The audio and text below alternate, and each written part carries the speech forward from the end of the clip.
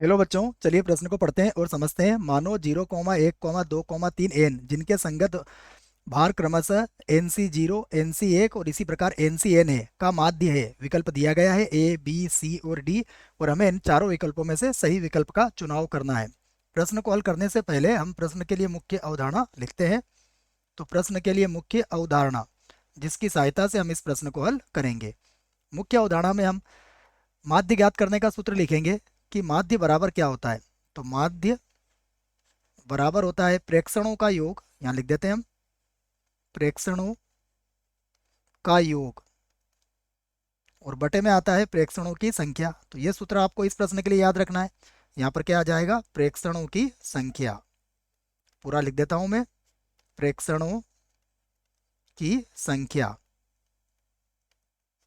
उसके बाद प्रश्न को देखने से हमें यह पता लगेगा कि एक सूत्र और हमें याद रखना है जो कि द्विपद प्रसार का सूत्र है कि NC0 plus NC1 plus NC2 और इसी प्रकार यदि NCN किया जाए तो इनका जो योगफल होता है वो होता है 2 की घातांक n के बराबर। आइए अब हम प्रश्न की बात करते हैं। तो प्रश्न में अगर देखें आप तो यहाँ पर हमें माध्य पूछा गया है, तो हम इसका माध्य ज्ञात कर सकते हैं। मैं लिख देता हूँ किसका माध्य, NC0 comma NC1 comma NC2 और इसी प्रकार NCN का माध्य। अगर हम इसके माध्य की बात करें तो देखो माध्य में क्या होगा, इसका योगफल आएगा। तो योगफल क्या हो जाएगा, योगफल यहां से लिख देता हूं मैं NC0 प्लस NC1 और यदि इसके सभी पदों को जोड़ा जाए तो ये होगा प्लस, यहाँ भी प्लस चाहो तो लगा सकते हो आप।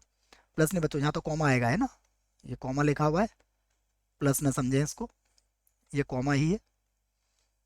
और यहाँ पर लिख लेता हूँ मैं NCN और बटे में देखिए अगर पदों की संख्या की बात करें तो पद कहाँ होंगे, यहाँ एक से लगा के n तक पद तो यहाँ है और एक पद और ज्यादा है, अर्थात पदों की संख्या कितनी है इसमें, n+1 है। और इसका जो योगफल होता है वो हमें याद रखना है, ये 2 की घात n होता है और बटे में कितना आ जाएगा, n+1। तो ये हमारा माध्य आ चुका है। विकल्प देखते हैं।